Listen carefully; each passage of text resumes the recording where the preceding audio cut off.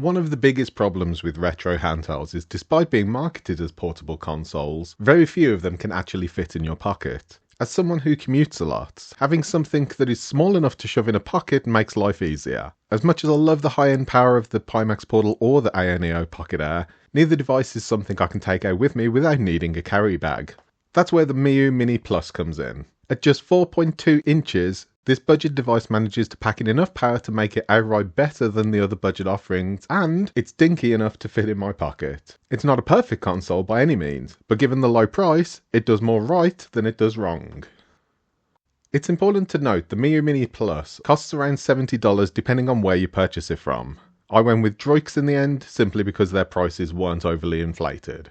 That price is something you need to always keep in perspective. More powerful devices, like the Retroid Pocket 4, come in at $149. Now, the Retroid Pocket 4 is sure to be the more powerful console of the two, but there's no getting around the fact that the Retroid offering is over double the price of the Miyoo Mini. So let's go with something a little closer in terms of power. The Anbernic Arc-D shares similar performance and costs $89.99, although the design of the handheld here looks more like a Sega Saturn controller rather than a Game Boy. I'd argue the best comparison we have is the Anbernic RG3XS Plus at $63.99. Both handhelds share similar designs, that's the Game Boy, and power-wise sit in the same field. The RG3XS Plus is the stronger of the two offerings, but the increased size means it's not as pocket-friendly as the Miyoo Mini. For me, I always look at value, and with the Miyoo Mini it's impossible to feel shortchanged by the device unless you paid above the $70 asking price. I always go back to my Retro Mini review.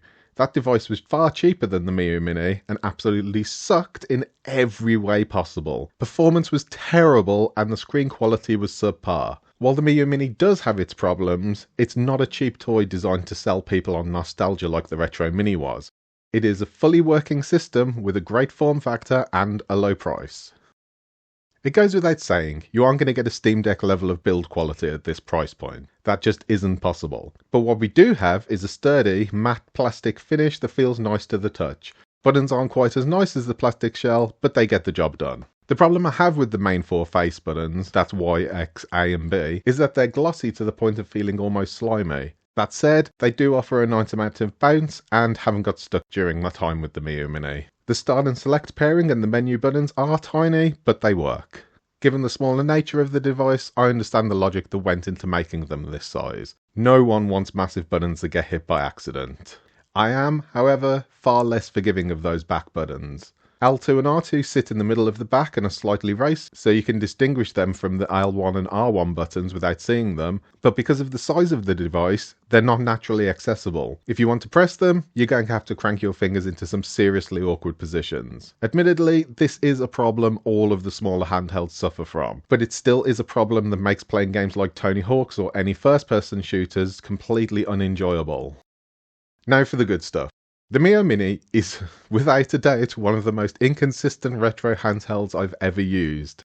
The first time I played Crash Bandicoot 2 on PS1, I was met with some really off-putting visual tearing and choppiness. Rebooting the console then fixed that. When playing Super Mario World for the SNES, the screen didn't transition smoothly between areas and pixelated artifacts appeared on screen. Rebooting the console fixed that. Normally with retro handhelds, something either works or it doesn't. With the Miyoo Mini, something seems to cause the console to act up and behave oddly. Rebooting the console has fixed my problems I had every time, but it's odd that I needed to do that. Thankfully these problems were few and far between though. For 90% of the time, the Miyoo Mini worked as it should. Still, that's weird though, right?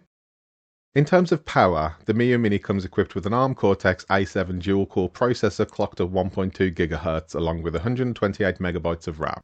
Compare that with the Retroid Pocket 4 Pro's two sets of A78 cores at 2.6 GHz with 8 GB of RAM, and the Miyoo Mini seems kind of pitiful by comparison. What this means in simpler terms is that the Miyoo Mini Plus is not going to be playing anything from the new school retro era like GameCube, PS2 or Dreamcast anytime soon. Up to PS1 is where this device really caps out, and even then I'd argue the awful back buttons and lack of an analog stick means PS1 isn't as playable on the Mini as other handhelds. So where does the Miyoo Mini fit in? I can't recommend it as a PS1 retro handheld, there are better options out there. What I can recommend it as is a killer old school retro handheld. If you want to play Game Boy, SNES, Genesis, basically anything from the 8 and 16-bit eras, then that's where the Miyoo Mini is at its greatest. Performance for those systems is solid solid despite the low specs, and if you don't need to use those back buttons, it's an entirely comfortable device to play on. With 3 versions of the Miyoo Mini out there, it's worth taking a look at what each one does. Your choices at the moment are the Miyoo Mini V1, V2 and the Miyoo Mini Plus. The Plus is the one that's in current circulation and is the easiest to get a hold of. It's also around $20 more expensive than the original Miyoo Mini. How do the 2 main consoles differ? The big one is the upgraded screen, although upgraded is doing a lot of heavy lifting here. Basically, the screen in the Plus model is larger than the original, 3.5 inches to the OG's 2.8 inches.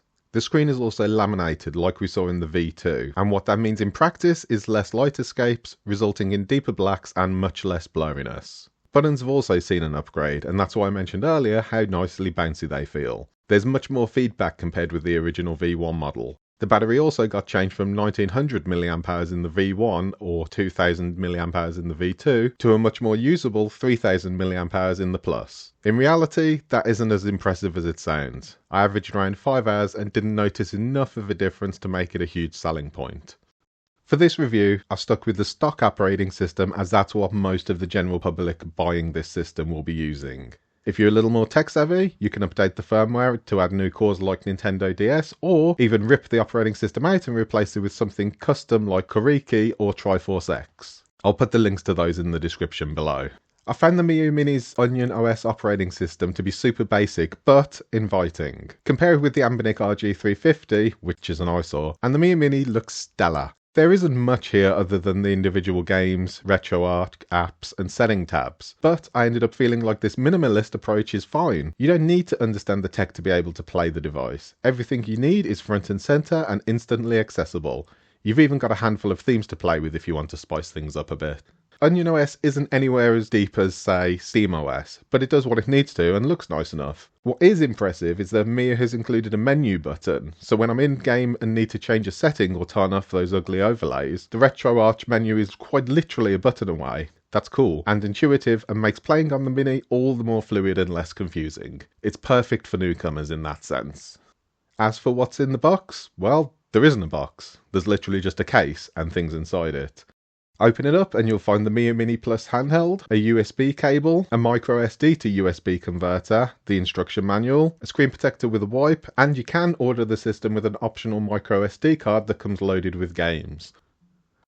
Here's the bottom line. The Miyoo Mini Plus is all about the form factor. It's a Game Boy, only small. Performance is decent given the low spec nature of the device, but it's important to know what it is you're getting. If you want new school retro like Dreamcast or PS2, you won't find emulation for that here. PS1 is also pushing it, but for SNES and the like, it's well worth picking up. I'll admit I'm not as besotted with the Mini as some people are. It's hard to be as excited when you've got the Anbernic RG Arc-D, Steam Deck, ROG Ally and all the other handheld devices. But I will give you this. For the price, I'll happily admit the Miyoo Mini is easily the best budget handheld available right now.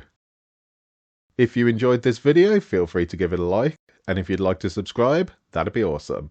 Until next time, see ya!